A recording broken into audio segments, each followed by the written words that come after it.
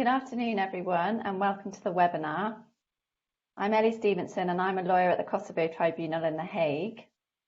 As you may know, this webinar is part of a series of webinars run by ETAC, which are designed to help advocates from the Falun Gong and Uyghur communities to end the atrocities being perpetrated against them by the Chinese state. As we know, these atrocities include forced organ harvesting, which is the killing of innocent and healthy people for their organs to be sold to paying recipients. So the webinar today is going to cover evidence and its use in criminal proceedings, and this is in order to assist you with carrying out investigations into the crimes. And we want to help you gain an understanding of what is considered evidence, as this should help you discuss the issue with others. Today I'm pleased to have Wayne Jordash with us. He's a brilliant British lawyer who's practiced for over 20 years in the international and humanitarian law fields. He's worked in all the significant international criminal tribunals and has represented governments, military and political leaders, as well as victims. Just a note to say that please feel welcome to ask any questions as the presentation goes on via your Q&A section of your screen.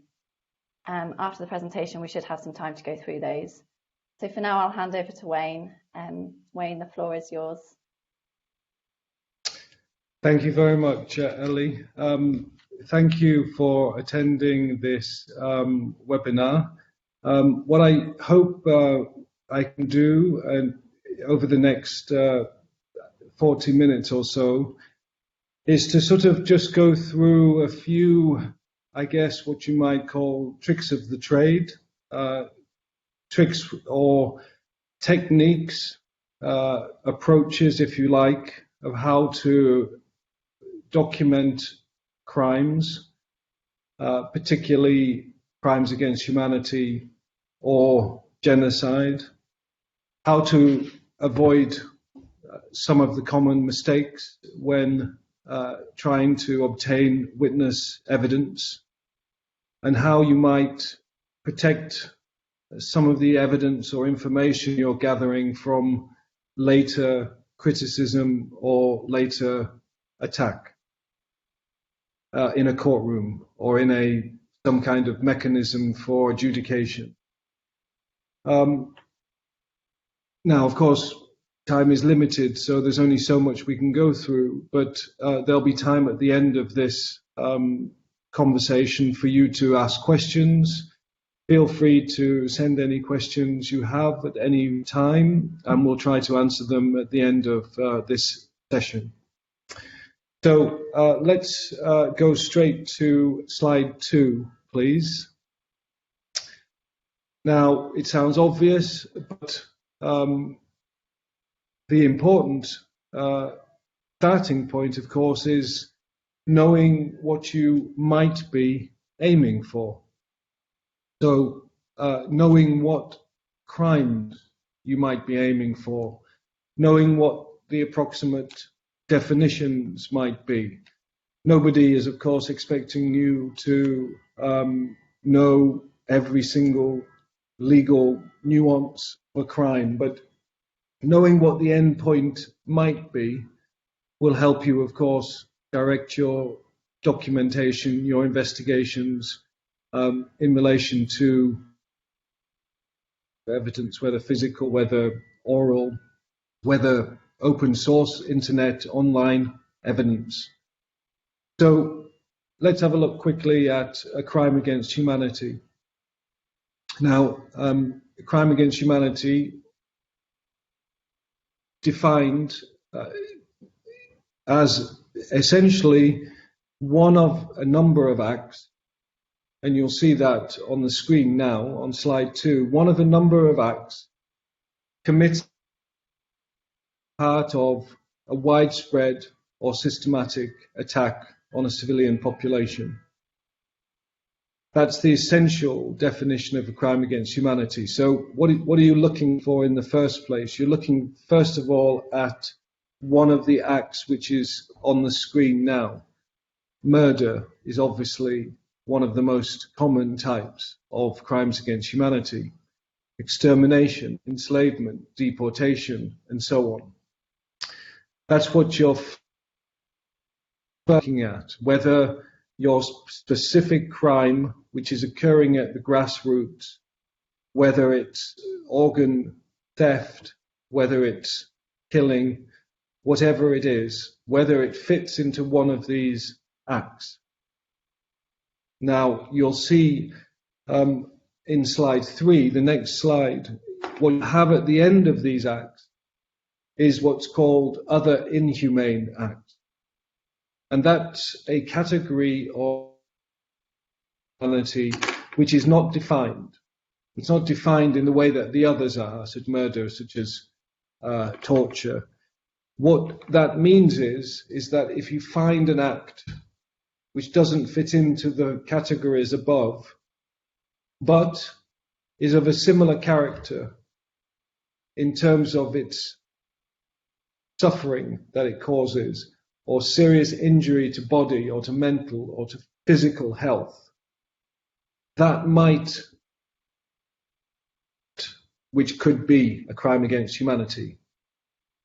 And so if you look at the international cases, forced nudity, a woman being forced to dance naked for the humiliation and for the pleasure of criminal men, has been found to fall into the category of a crime against humanity, because although it's not part of the defined acts, it falls into other inhumane acts because it's an act which could cause serious mental injury.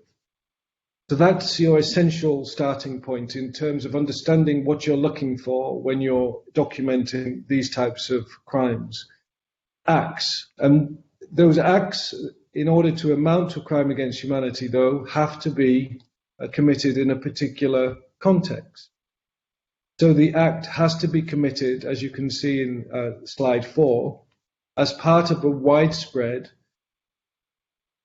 attack on a civilian population. Now, this is not always easy to understand, and even experienced practitioners can sometimes struggle with how this all fits together. So, for example, let's say you have a protest and a government uses excessive force in that protest and kills 100 people. And a number of people and tortures them, and it beats people up who are part of the protest. The question of whether it amounts to a crime against humanity, the question of looking, as I said at the beginning, an act. Was there a murder? Well, if people have been shot by police forces or militia, then yes. Was it part of a widespread or systematic attack? How do you work that out? Well, you look at the overall number of acts, the torture, the killing, the beating up, the detentions, and you ask the question whether those are first and foremost serious, and secondly, whether they're widespread. And widespread in this context means, are there a lot of them? Is there a good number of them? Now, there's no answer to the question, how many do you need? It varies from context to context. But what you're looking at is whether there is a great number of these acts which are serious and which amount to an attack on a civilian population. Systematic is you need either widespread attack or you need a systematic attack. And a systematic attack is an attack which is essentially repetitious, the repeating of particular acts upon a civilian population. So what you'd look for in that context would be, is there an attack? Is it pursuant to some kind of policy which is ensuring that the acts are repeating? That essentially is what you're looking for. And so acts committed as part of the widespread or systematic attack. So just to bring it home a bit to your situation, you would have to look at whether, for example, organ harvesting, organ theft was occurring as part of a systematic attack or a widespread attack on the civilian population? What are the other acts which are being committed against the civilian population? It could be that you have widespread theft of organs, or you have a systematic theft of organs. It could be that the attack is formulated from other acts as well. Do you have detentions? Do you have torture? Do you have serious injury? And so on. That's what you're looking for. Is the overall attack limited to forced organ harvesting? Well, that could still be your widespread or systematic attack, depending upon the numbers, depending upon whether it's a repetitive acts. Do you have other acts which occur, which also make up the attack on the civilian population, whether that's such things as detention camps, such things as medical tests performed which are not necessary, or which amount to serious acts which are likely to lead to serious mental or physical injury? And do you have a civilian population which has been attacked in the way that I've described? So that's the essential ingredients you're looking for. And there's one more, which is that, are these things happening pursuant to a policy enacted by a government or enacted by an organization? So is the attack on the civilian population widespread or systematic, and is it occurring because of government or organizational policy? That's essentially your definition of a crime against humanity, and you should try to keep that in your mind when looking for evidence, looking for information, documenting the information. Turn now quickly to genocide, another crime which you may be concerned with. Again, good to sort of have an overall feeling for what this crime is, so that you are directing your documentation in that direction.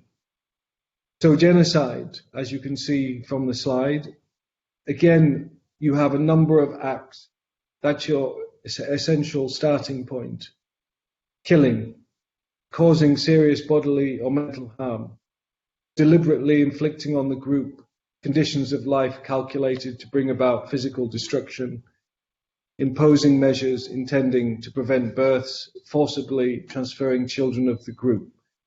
So these are acts which are committed with intent to destroy, in whole or in part, a national, ethnical, racial, or religious group. So, as you probably know, the essence of genocide is that it's what's called a special intent. It's not enough to prove that members of the group were being killed. It's not enough to prove that members of the group were being injured. They have to be killed with a specific intent to destroy part or whole of the group. So this is a difficult area. Number one, it's a difficult area to prove because it is a very demanding form of intent, a very specific intent. You have to demonstrate that the person desired that outcome. It's not enough to have anything less than that. So how do you look at that?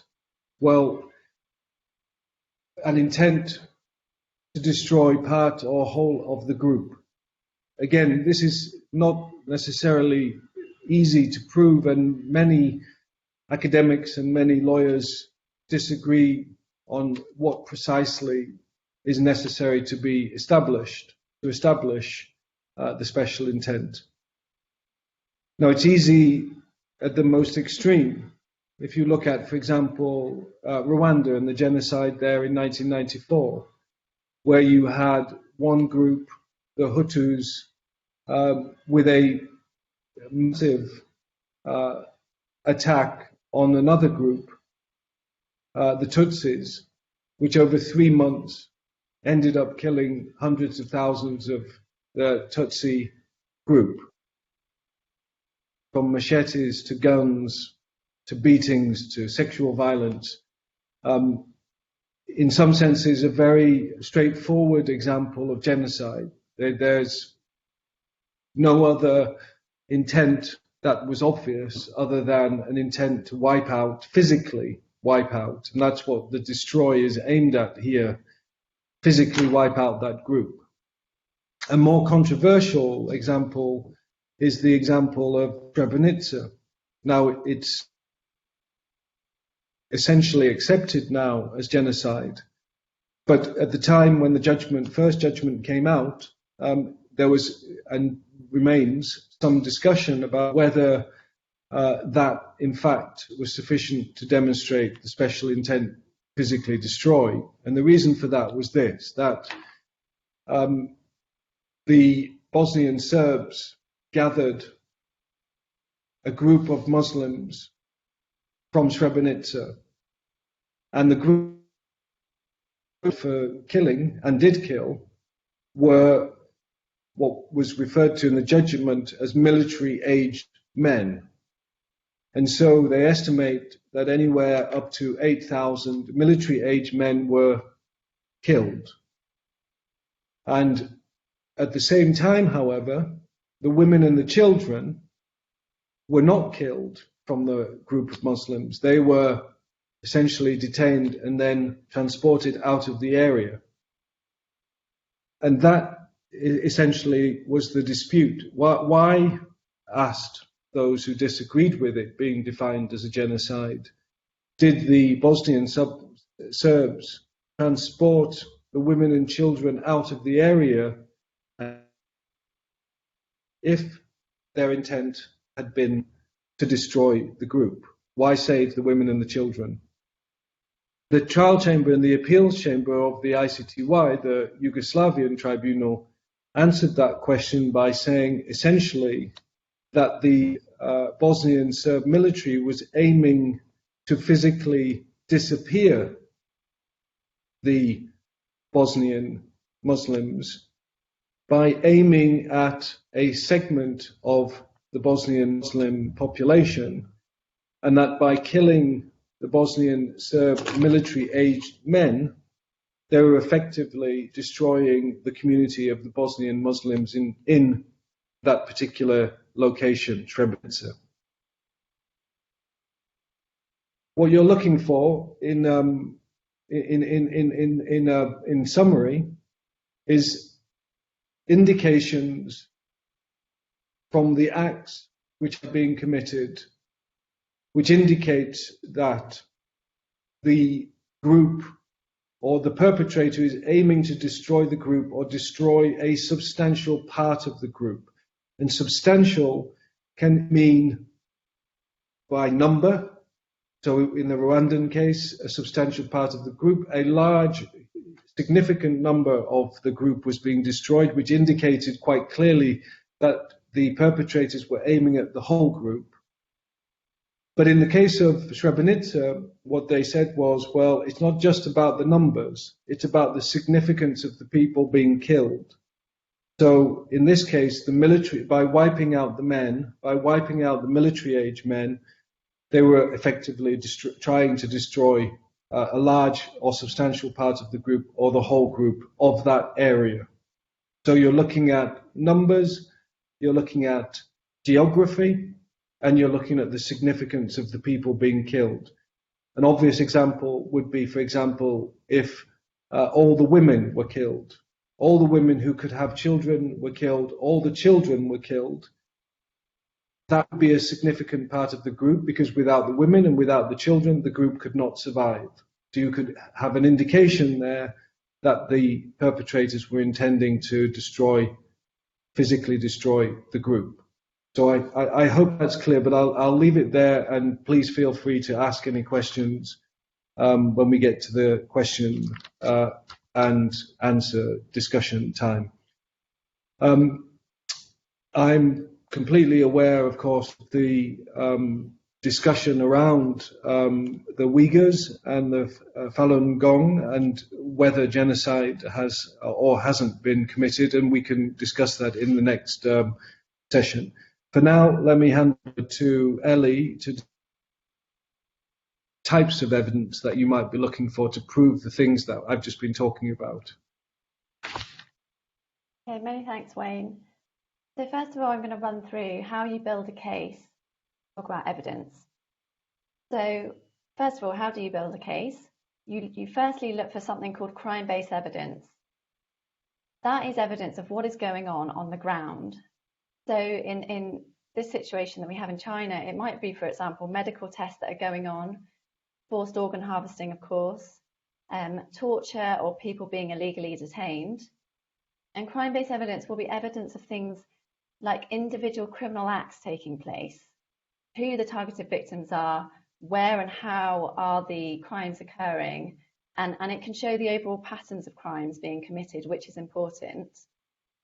So collecting this evidence is the first stage in any investigation. Then you have something called linkage information. All that is evidence or information that connects alleged crimes to perpetrators. So first of all, you have perpetrators committing crimes on the ground, and that would be people such as the people torturing detainees, or soldiers managing detainees, or soldiers arresting people at their homes, transplant surgeons, people performing medical tests. It could be a whole host of people. And it's worth noting at this point that usually those considered most responsible for these international crimes are people such as senior politicians or military leaders. So they're not the people on the ground pulling the trigger or personally committing the crimes, and they're more likely to be exercising control from a distance. And so they can also be perpetrators. So we're going to focus on collecting witness evidence at the ground level because we think that that's most relevant to you. So an important question, first of all, is how do you get a judge to accept the evidence in court proceedings? So the first question is, what is evidence? And just keep firmly in your mind, it's just a formal term for information that is used to prove or disprove an alleged crime in a trial. And it can be bad and you can have good evidence. So the different types, firstly, you've got witness evidence. So a witness can provide their evidence in a statement, and that might be something that you're looking to collect. Or they can do it in court, in which case it's called testimony. You've also got documentary evidence, and that's just anything that records information. You also have physical evidence, and that could be, for example, a photograph of scars that someone had that they got from being tortured, or it could be a medical instrument that's been extracted from a medical facility in one of the camps. And then you've got digital evidence, which again is just anything that's recorded digitally. It could be a video footage, or it could be a database of detainees in a camp, and that could show that they're all Falun Gong, for example. So in terms of witness evidence, there's different types that the court prefers. So you have direct evidence. That's the best type of evidence, and it's evidence that directly proves a fact without the need for additional inferences to be made. So to give an example, there's an allegation that it rained. A woman says that she sees rain fall on the footpath outside her house, and she says that in court. That is direct evidence. That is good evidence. However, she might also say that she saw water on her footpath, and on that basis concluded that it rained, and that is indirect evidence. And the judge has to make an inference on that evidence, and therefore it's seen as less reliable. We see all the time these inferences being attacked in court because they're open to interpretation. That's something to bear in mind. However, do know that indirect evidence can be very useful, and often whole cases are based on indirect evidence. Then you have hearsay evidence, and that's a statement by someone made out of court and offered in court by someone else to prove the matter asserted. Put simply, it's just second-hand information about something that happened. And the important point to note is the person who said it is not available for cross-examination, and therefore it's weaker evidence. But again, it can be very useful. Do not discount it. And in a case such as yours, there's going to be a huge amount of hearsay because you're not going to have a lot of people who directly witness organ operations going on. So do not discount it. So let's think about what considerations are given to evidence in court. And just before I go on, it's worth noting that the burden of proof is on the prosecution to prove the case beyond reasonable doubt. And it's for the defence to introduce that doubt. And one of the ways that the defence will do this is attacking evidence on the points that you see on the screen. So first of all, admissibility. So the defence will always try and make your evidence inadmissible. That just means they're going to try and stop the judge seeing the evidence. And they'll do that in a number of ways. And they might say, for example, that you coerced a witness into giving a statement, and consequently, he's not telling the truth. And the judge will always think that will admitting your evidence affect the fair trial rights of the accused in a disproportionate way? And if so, he will decide not to admit it. Authenticity. The question is your evidence authentic? Is it real? You might have a document that shows a government policy to detain Falun Gong practitioners, and the defence will say it's faked, and then you have to show it's real. A way that you could do that would be, for example, getting the government insider that gave you the document to come and testify in court. He will say, yes, I gave this document to them and it's real. I recognise the stamps, I recognise the signature. I worked in the department when this document was created. Then you have to think about relevance, probative value and weight. So, of course, your evidence must be relevant to the issue that you're trying to prove. Your evidence should have a high probative value. And all that means is how well does it prove the facts in question. Evidence of a person holding a smoking gun after someone's being shot is evidence that has a high probative value. But then the judge is also going to think about how much weight to give to a piece of evidence. So it might be that a victim of a camp says, I saw an organ operation going on firsthand. I saw it firsthand. I witnessed it. So it's going to be relevant, and it's also going to have a high probative value. But that judge might decide not to give much weight to it simply because he doesn't believe the witness. He just doesn't think he's credible. So what makes a witness credible? Factors the court will look at are, is there an indication that the source is biased? Does the witness have a motivation to lie, or is he totally impartial? A big thing to look out for is inconsistencies in the witness's story. Is the witness believable, or do they have a propensity to exaggerate?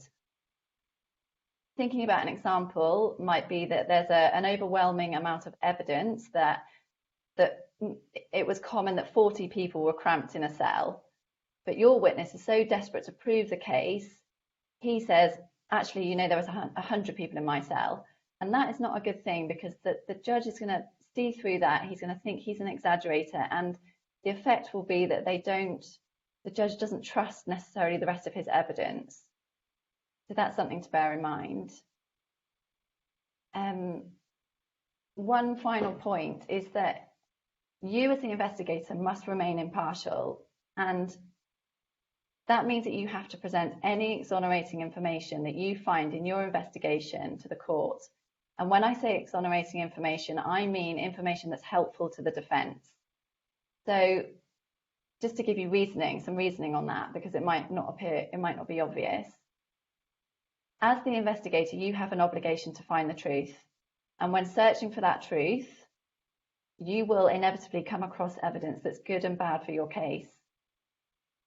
So to give you an example, with this situation, there might be a witness that says, the guards actually treated me really well while I was in detention. Or they might say, during my two or 3 months that I was in detention, I never once heard of forced organ harvesting. And it is inevitable that you will come across that sort of information in a case of this size. So you have to present that exonerating information to the other side and to the court. And if you don't, it will just undermine your investigation or your evidence, and the judge might decide that you haven't been impartial. So they're just a few of the considerations to take into account. I think this slide you should always keep in your minds when you're collecting evidence.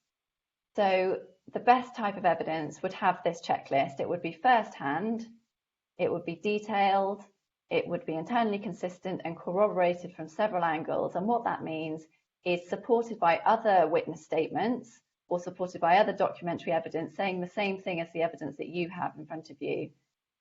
Demonstrating a pattern, very important, and fresh, i.e. it should be collected as soon after the event, after the crime as possible, or as soon after the victims come out of the camp. I'll hand back over to Wayne now to carry on about collecting evidence. Thank you. Yeah, so everything that Ellie has just said, in a sense, underpins these 10 essential rules. And these 10 essential rules are what you should always have in your mind when conducting investigation. And it doesn't matter what you're doing, whether you're interviewing a witness, whether you're downloading material from the internet, whether you're collecting physical evidence, whether documentary evidence, you should always have these 10 essential rules in your mind. And they're important for a number of reasons. One, because they protect you, they protect the people who are providing you with evidence, and they essentially ensure that you do no harm, which is why number one of the essential rules is do no harm. That's, if you like, number one essential rule. And in a way, all the other rules are a subsection of that essential rule. And they're also important, not just because they protect you and they protect the people you're gathering evidence from, but they also protect your case. And if you're a defense lawyer, and I've been a defense lawyer on many occasions in the past, what you're looking for always is whether the documenter, whether the investigator, whether the prosecutor has actually followed these rules. And as soon as you find evidence that they haven't, you know that you have to undermining the prosecution case. So do no harm. It's obvious in one sense. It's more difficult in practice. But if, like I said, you follow the number 2 to number 10, you're some way to protecting the people who are providing you with information, yourself and your case. So maintain minimum standards. What does that mean? It means that don't bend the rules.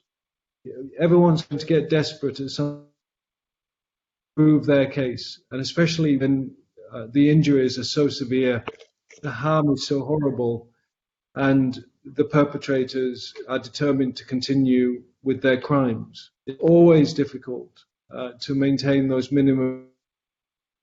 Want to make sure that you obtain justice for people who truly deserve it. But the best way to do that is by setting out your minimum standards, setting them out clearly in relation to your own rules, and you'll see that at number 10. Be aware of your own in-house guidelines. Have rules, stick to them, even if you're tempted not to. Number 3, maintain impartiality and objectivity. This is what Ellie was talking about, and it's absolutely critical. If you go into documentation thinking that you know the answer, don't be surprised if you arrive at the answer that you knew was there, and don't be surprised if the defense or somebody who wants to attack your work can do so on the basis that you have not been impartial and the evidence has not been collected in a way which is objective. And you see that in witness statement after witness statement at the international level, at the domestic level. you can see that often that the documenter or the investigator has started off with a presumption that they know what happened, and you can see it in the account. And you can see it because the investigator has asked the witness leading questions, for example. Instead of asking questions such as, what happened next? Where were you when you say this happened? Instead, they ask questions such as, isn't it the case that this happened? Isn't it the case that you were beaten in that cell? Isn't it the case that this prison was full of torturers? It sounds like I'm exaggerating, but this is a very common, not just amongst civil society documenters, but amongst professional investigators. And the first thing I do, as I say, when I'm looking at to defend in an international case, to look for those types of errors. 4, be confident of your own competence. That's again really important. What does that mean? It means this. It means don't do things if you don't feel as though you can do them. And that's really important because there's nothing worse than a badly taken witness statement. And it badly taken because you didn't have the right circumstances, because you were in a hurry, because the witness didn't want to be there, because you didn't have enough time, and so on. Be confident that you have sufficient resources, sufficient skills to be able to do the task at hand. And I'll come back to that in a minute. Number 5, focus on the information, evidence, not law or opinion. That's, in a sense, obvious. You're looking to build a case, not prove a case. You're looking to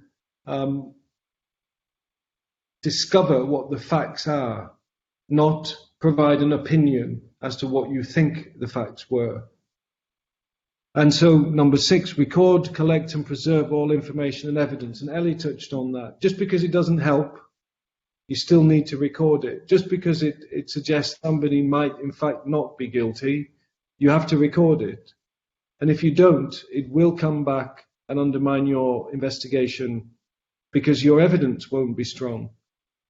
It will mean that defense lawyers can come along and criticize you, not because what you've gathered is not accurate, but because what you haven't gathered. And in doing so, by attacking you for what you haven't gathered, they create doubt about the things that you have gathered. It's an easy way for a defense lawyer to attack the credibility and reliability of your evidence.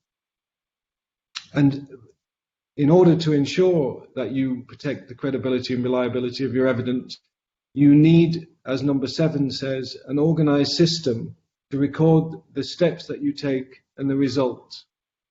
An organized system will help protect you later on, or help protect the case later on, when the defense come along looking for ways in which mistakes were made, where they can prove, for example, that there were gaps and that something might have improper might have occurred. And that's, for example, look at number 9, always implement a chain of custody. That's a good example of an organized system. You need to know where you found a particular piece of evidence and where it went from the point where it was found all the way to where it gets to when it gets to the courtroom. If there's any gap, if there's a gap in that chain, you can't explain how the evidence got from that particular place to the courtroom, that will leave the evidence vulnerable for an attack by the defense, who will say, well, where was it, that evidence? Where was it stored? Who had access to that evidence? Who interfered with that evidence in the gap in your chain of custody? If you don't describe it, it will leave it vulnerable to attack. Number 8, ensure informed consent, confidentiality, and the protection of witnesses. Very important, maybe as important, or as you can see, a subsection of do no harm. You have to ensure that the evidence that you're being given has been given with informed consent. Witnesses need to understand why they're telling you something. What are you going to, and are you going to be able to maintain confidentiality, and to what extent you can maintain confidentiality? So let me give you an example. There's no point saying to a witness, for example, that you can ensure that their statement, when sent, for example, to the International Criminal Court, will only ever be shown to the prosecutor, because that's also not the way it works. If you're going to send evidence to the International Criminal Court, you need to be able to say to the witness, well, if you're going to give consent for it to be sent to the International Criminal Court, and you're going to give consent for it to be used at a trial, then it's going to be shown to the accused.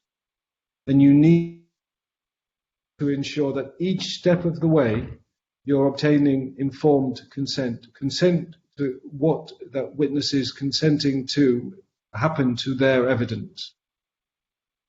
Very important.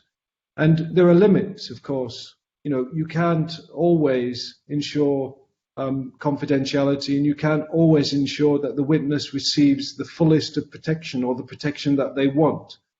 The important thing is that the witness understands the limits and consents to those limits. I think that I've covered those 10 essential rules. Let's have a look. Let's focus in very quickly, and then I'll turn over to some questions to common mistakes when you're conducting interviews. Not to have a plan. Most important thing is to have a plan. If you don't have a plan, your witness will, first of all, not understand why they're there, not understand what you're focusing in on. You won't understand what you're trying to explore in that interview. And before you know it, there won't be that relationship between you and the witness that is absolutely essential to conduct an ordered and organized interview.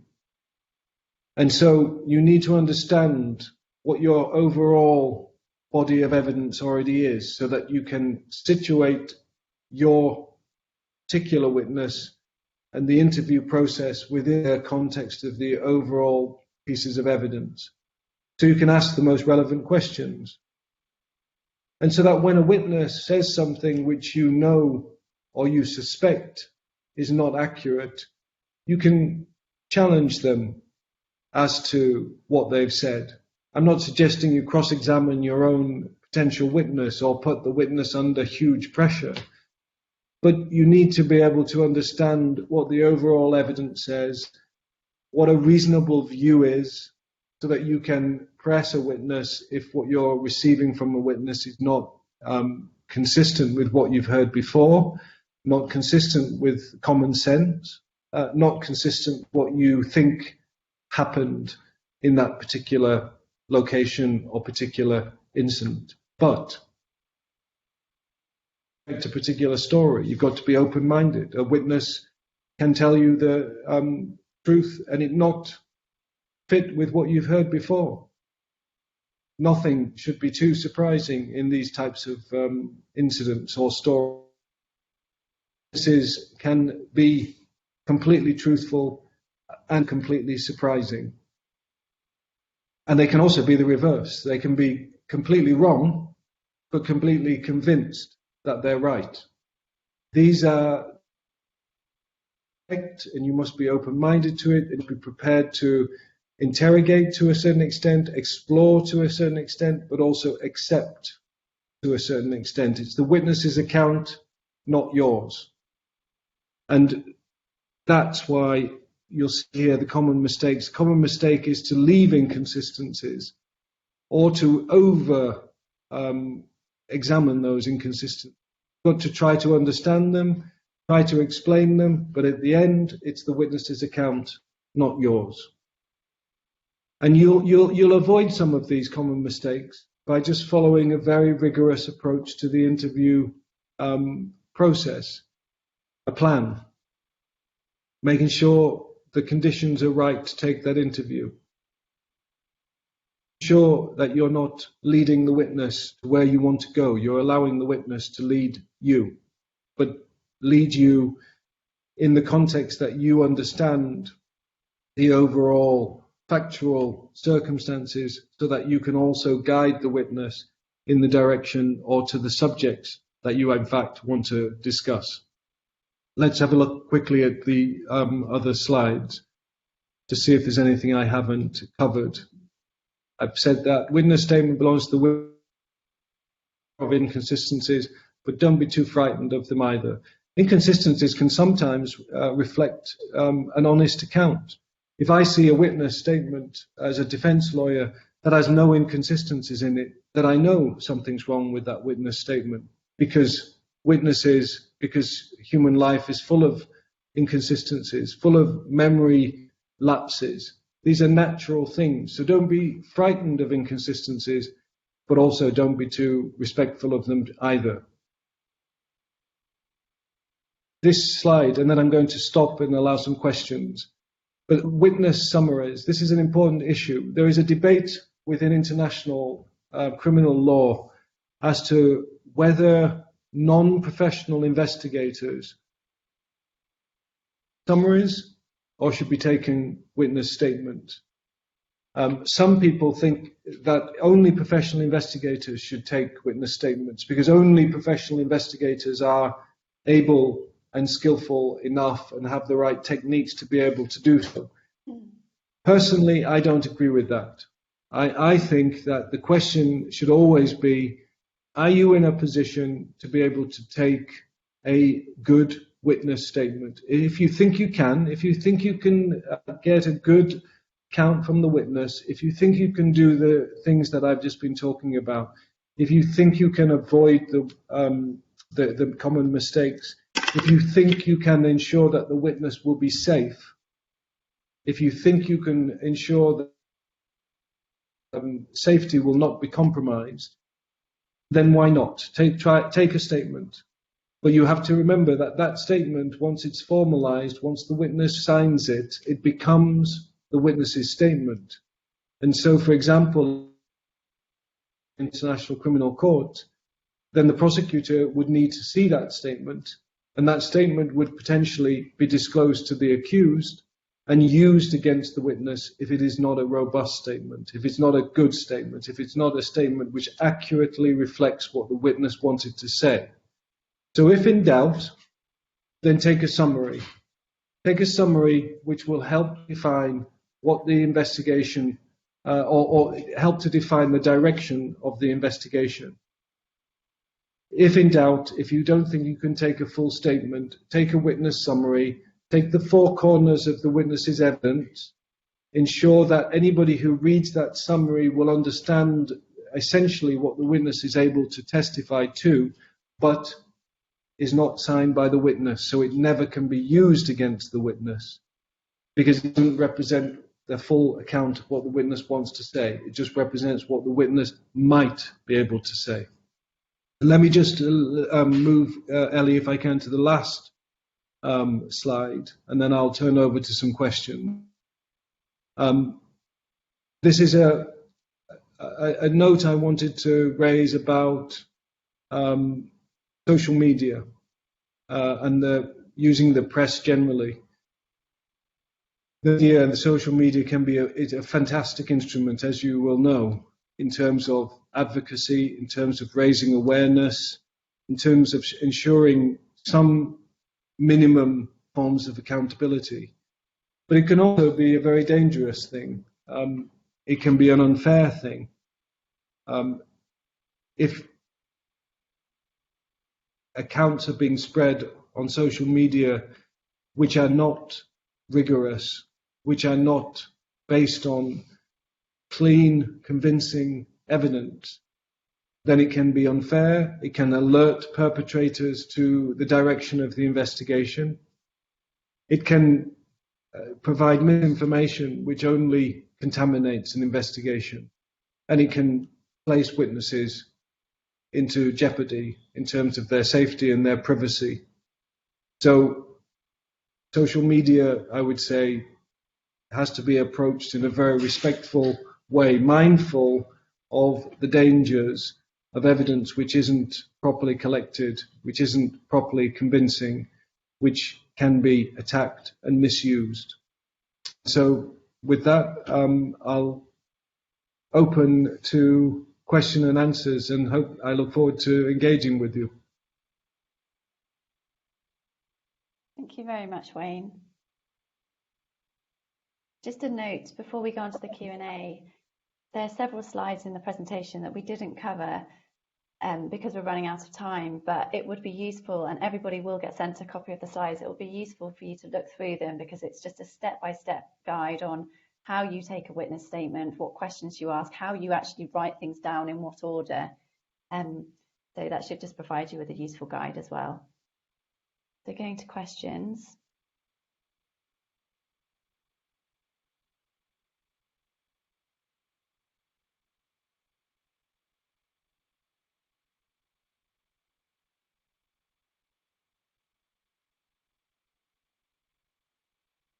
One question I can see is,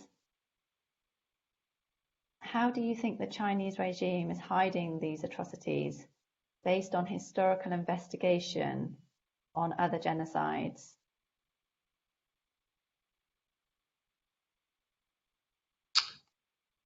Potentially, do you want me to ask the question, the writer to rephrase the question? Yeah, just so that we can understand it. Yeah, absolutely. If the person that wrote that question could rephrase that, that would be useful.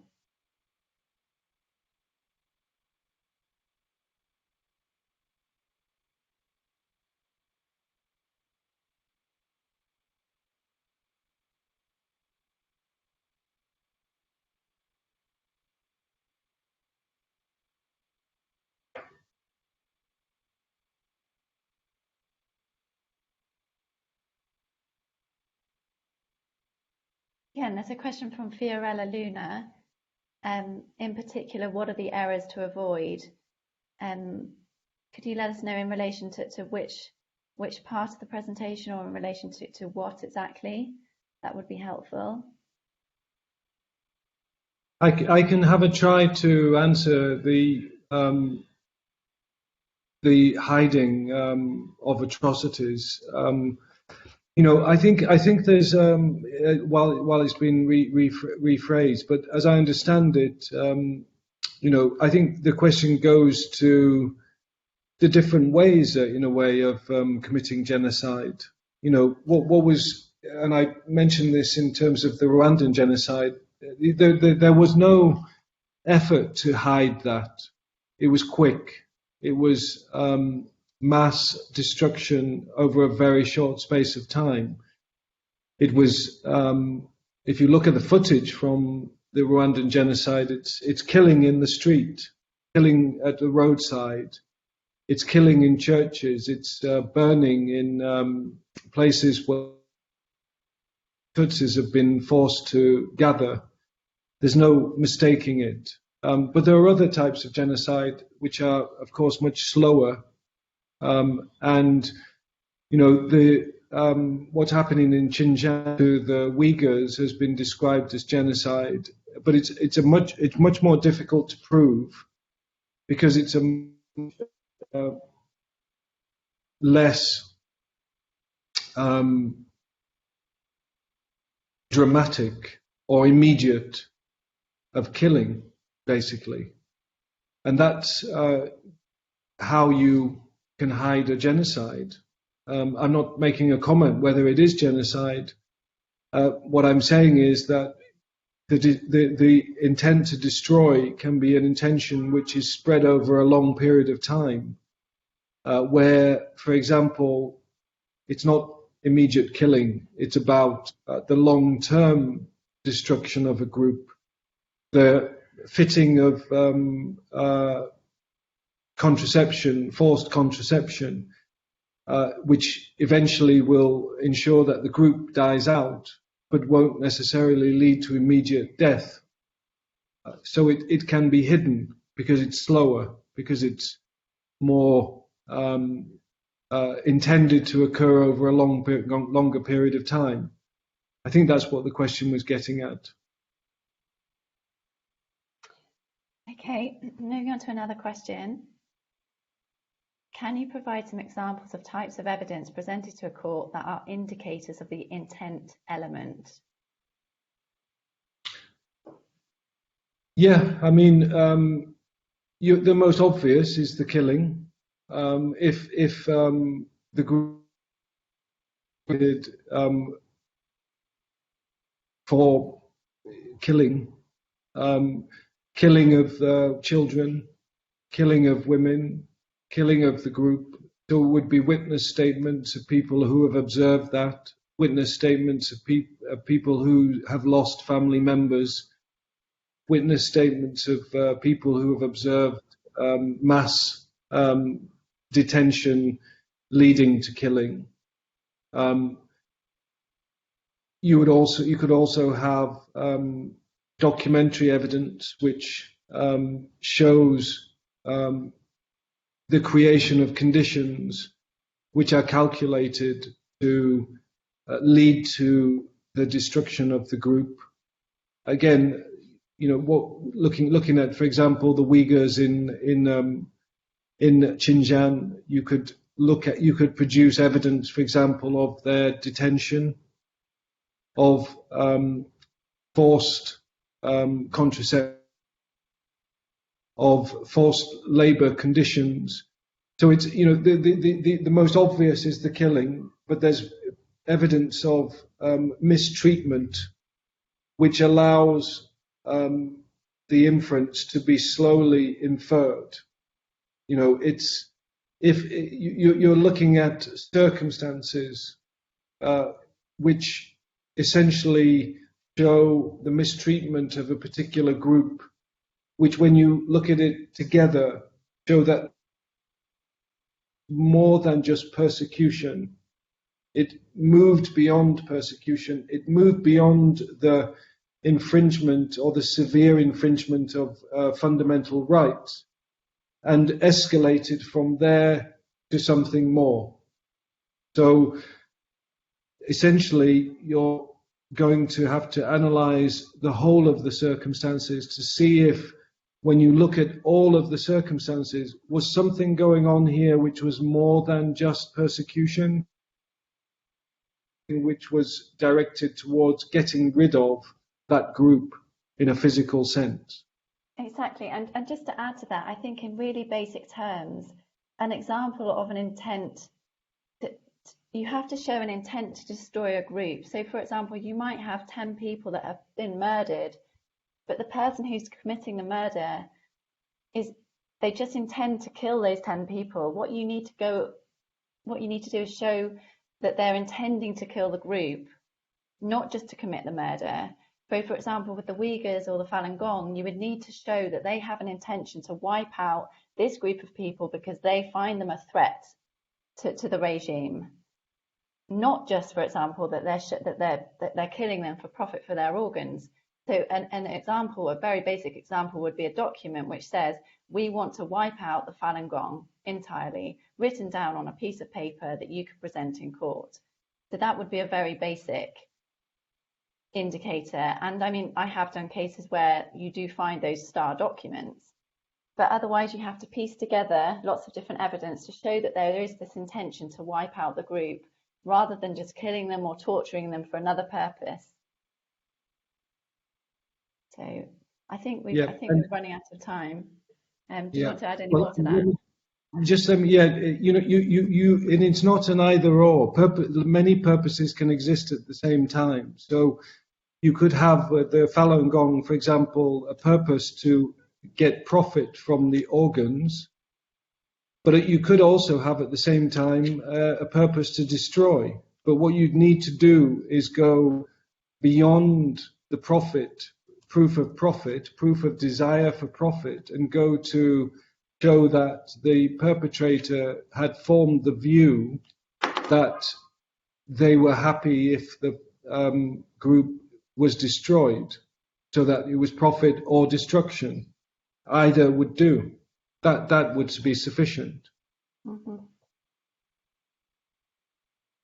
Okay. Okay, so could you please repeat the part about how to ask questions to a witness? Point 3 of 10 of the essential rules. So perhaps I can share my screen again. Mm-hmm. Yeah. I've got a list of questions you can ask. Mm-hmm.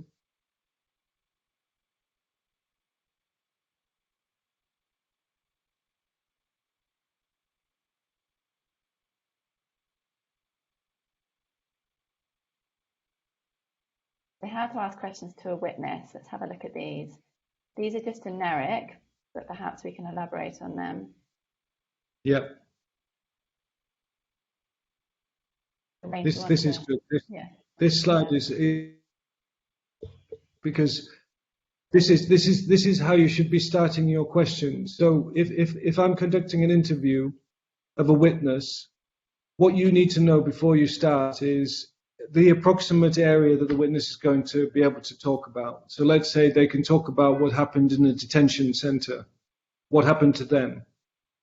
So you would start off by saying, asking them open-ended questions, which would, what was your, and then witness might say, well, my cell was 5 foot times by 6 foot, and you would say, who else was in your cell with you? How did the prison guards behave? Where did they take you to after you left the cell? When did they take you from the cell? Why do you think they took you from the cell? These are the sorts of questions you should be asking. What?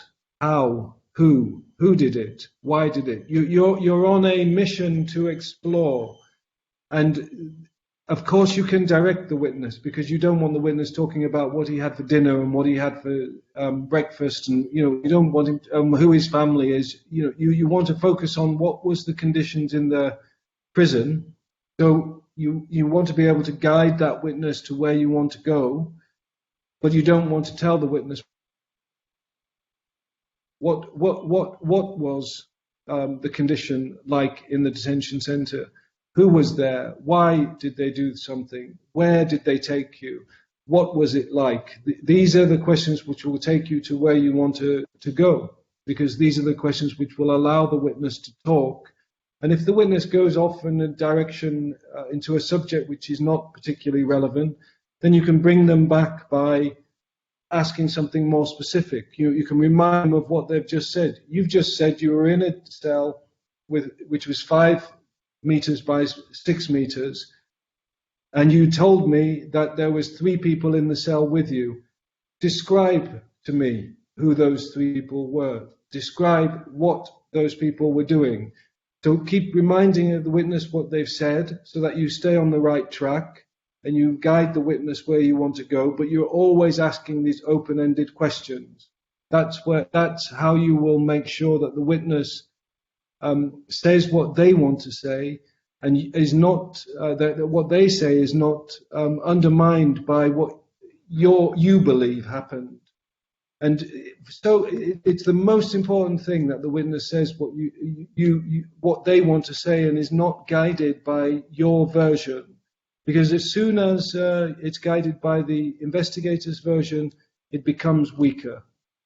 And a good defense lawyer will see it in the witness statement. This is not the witness's account. This is somebody else's account. And when you start to question a witness whose statement consists of the investigator's account plus the witness's account, it will fall to pieces, inevitably, because the witness has no recollection of those things. I hope that helps. Yeah, and just to add to this, I'm currently working on a case, and we're on the defence, and we are actually requesting the questions that the investigators have asked, and we're having a big debate in the proceedings about whether the prosecution should be giving us those questions. But we say we absolutely should see these questions, to check that they're not leading questions. So just bear that in mind. Yeah, and you know, there are many. If I look at a witness statement and it looks like it's not the witness's account, then what I'll do is I will sometimes just ask a witness to tell me their account again, because then they will offer an account without the assistance of the investigator, and it will be inconsistent with their witness statement, and the poor witness, who has done nothing wrong, the witness has done nothing wrong, but the witness is then sitting in a courtroom with everybody looking at them, wondering what their witness statement says, not remembering quite what their witness statement says, and often is a more accurate account of what they remember happened. And the poor witness is then the victim of a bad investigator rather than somebody who is not telling the truth. Okay, thanks, Wayne. One other question. I've been told by someone in government that evidence of organ harvesting is all anecdotal. Other lawyers say that's not true. What does all anecdotal mean? Just to answer that, I think what they're really saying is, and they say this all the time, what they're saying is there's rumours being spread or there's stories about what's going on and it's not based on any evidence. So that's why Wayne touched on that point about social media. It's very important to always make sure when you're posting something or talking to the press that you have a basis for that accusation or for what you're saying, to have some evidence. Otherwise, this is exactly what you get. You get people in government saying they're making it up. Look at this piece of information they're putting out there and they've got no evidence for that. So really, they're saying that you're spreading rumours. I don't know if you want to add anything, Wayne.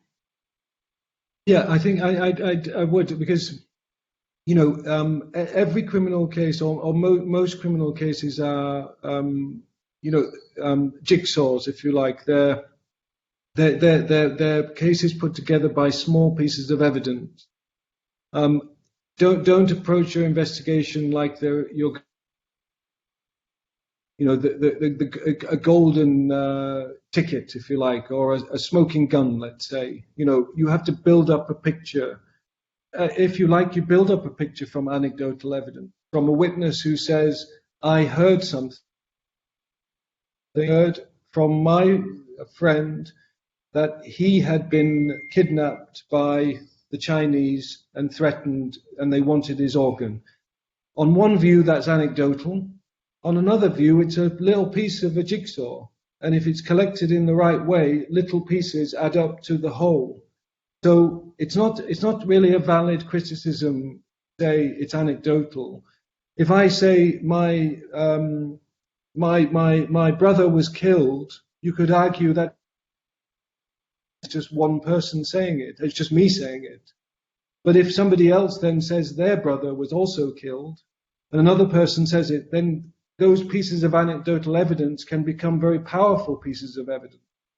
So you know, it's a rather cheap criticism to say that evidence is anecdotal, because everybody's single account is anecdotal. The secret is to make sure that those single accounts are supported by.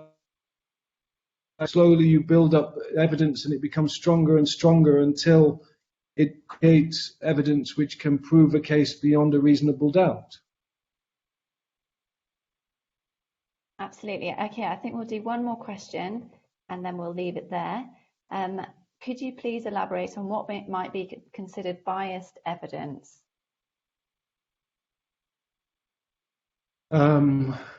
Yeah.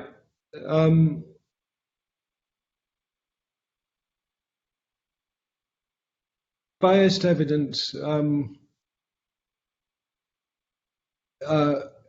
Biased evidence is evidence essentially that shows signs of not being true. And you know, I always say this, that it's impossible. It doesn't matter how skillful you are as a cross-examiner, as a defense lawyer, if a witness is telling the truth, if a witness is doing their best to tell the truth, then they will be a credible and reliable witness. Not everything they say will necessarily be found to be true, but a witness who's trying to be truthful, who is trying to recollect what happened, what they saw, when they saw it, and trying to give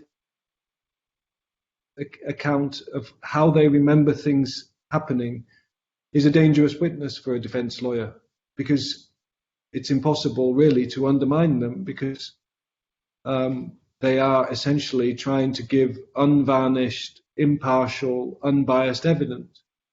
Conversely, a witness who comes into the courtroom and is determined to persuade the judges of a particular account is a much easier witness to cross-examine, because in the process of them trying to persuade, they will undoubtedly have forgotten many things. They will have forgotten what really happened. They'll have forgotten to be honest. They'll have put themselves into a position where their evidence is no longer reliable. And so biased evidence is evidence of a witness who's really not trying anymore, or has forgotten, or no longer cares about what actually they saw, when they saw it, and how things happened. And they are a dangerous witness for because they can create the impression not only that their evidence is unreliable, but the whole of the prosecution case is unreliable. And that's why I said, when I talked about when you're interviewing a witness and you think that they are being they're not being consistent, or they're not being truthful, give them some questions to get to the bottom of that, because you'll be doing them a favor. You don't want that witness to be in a courtroom without having thought about the real truth, because they then become vulnerable to attack. So better to test them before you get to a courtroom, and save them the embarrassment, save your case the weakness, by trying to carefully test it before you get there. A further questions come in relation to biased evidence. So I'm just going to go through this one. So the question is, Chinese officials and Western surgeons who work with China often say that testimonies are not credible because they are coming from Falun Gong practitioners. And when Falun Gong practitioners are the ones who have collected the evidence, it's therefore not valid. And so that the writer says, this seems unjust, please comment. And just before I pass this to Wayne, I think this is an example of this relates to the previous question about evidence being biased. So what these Chinese officials and Western surgeons are saying is the evidence, the testimonies are biased because they're coming from Falun Gong practitioners. And they're saying that, of course, Falun Gong practitioners are going to say all this because they're saying this is committed against other Falun Gong people, and of course they're going to support their community. But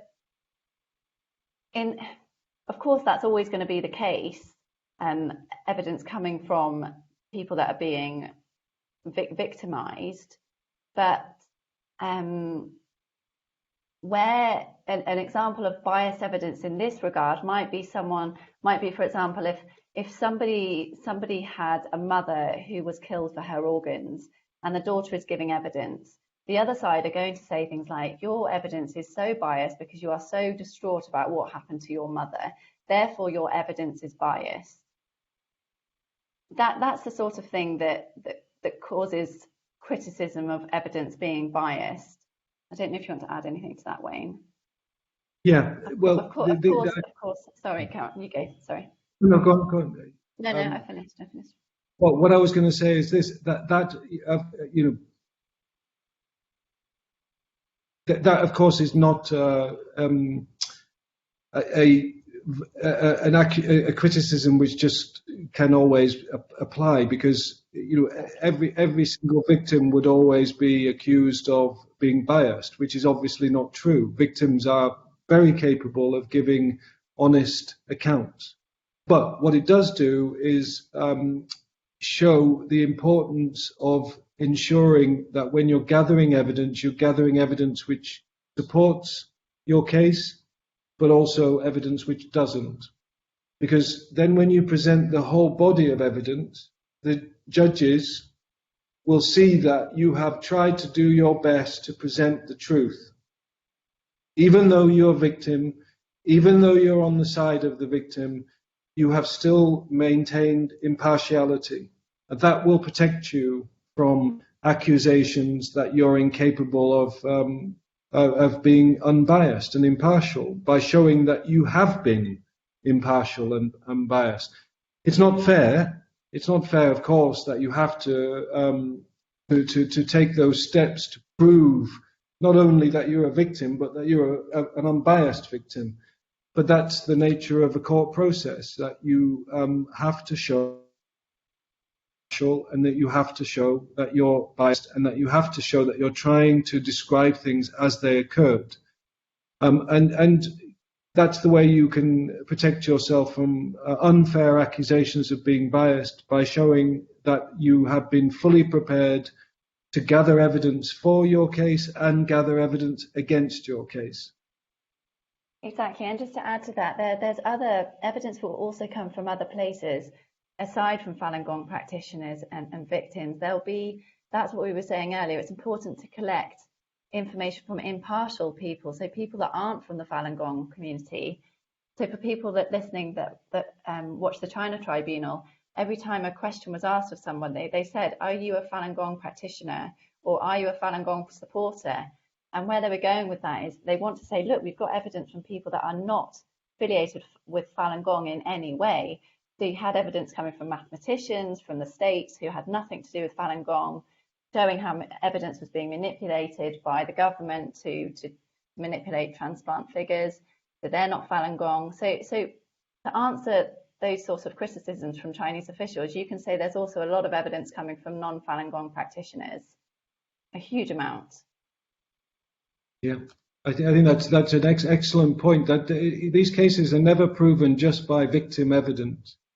They're proven by a variety of sources of evidence, from UN reports, human rights reports generally, authoritative sources, independent witnesses, independent experts, and victim evidence. And all of it is critical. So here's another question. Didn't Jiang Zemin say to eliminate the Falun Gong? So Wayne, I don't know if you know about this, but someone who was very much involved with, I think, the setup of something called the 610 office, which is set up to deal with the situations of Falun Gong. He did say something very early on about eliminating the Falun Gong. So I mean that is an indicator of genocide, but I think Jeffrey and I said that wasn't enough. Well, I think you know, the most obvious evidence, of course, is statements like that. But of course, you know, statements like that can also be excuse me. They can also be statements which people just say in the let's say in the heat of the moment. I'd like to kill that person. I'd like to destroy that group. So they are a good start, but they're never the whole story. You know, of course, you must look for that, because sometimes that's the most compelling evidence. But you also have to go beyond that, and you have to see that stated intention actually was put into action. You know, so you need direct statements like this, and you need then indirect evidence of actually that intention being put into action. Because if I sit, you know, this sounds ridiculous, but if I sit at home and I say I want to destroy all French people, but I never leave my kitchen, then I'm not guilty of genocide. I'm guilty of genocidal thoughts, which is different. You need to show that intention was being put into action.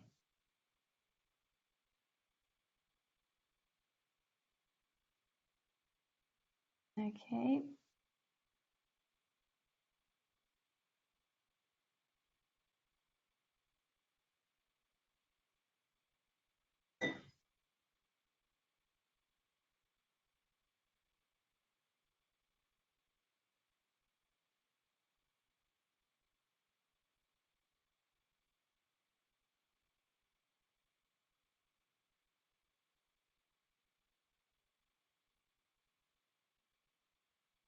I think we should leave it there. I think we've gone through all of the questions.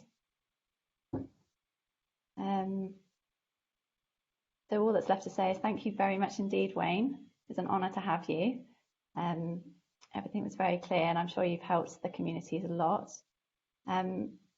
Just to finish off, just to let everybody know, we'll send the links through of the presentation. And could you please let us know, the new people that are watching, because we think there are some new people from the Uyghur communities, do get in touch. It would be great to talk to you about your advocacy initiatives and how we can get involved. Other than that, thank you very much for attending, and we look forward to seeing you in the next webinar. Thank you very much, everybody. Thank you. Thank you very much, everybody.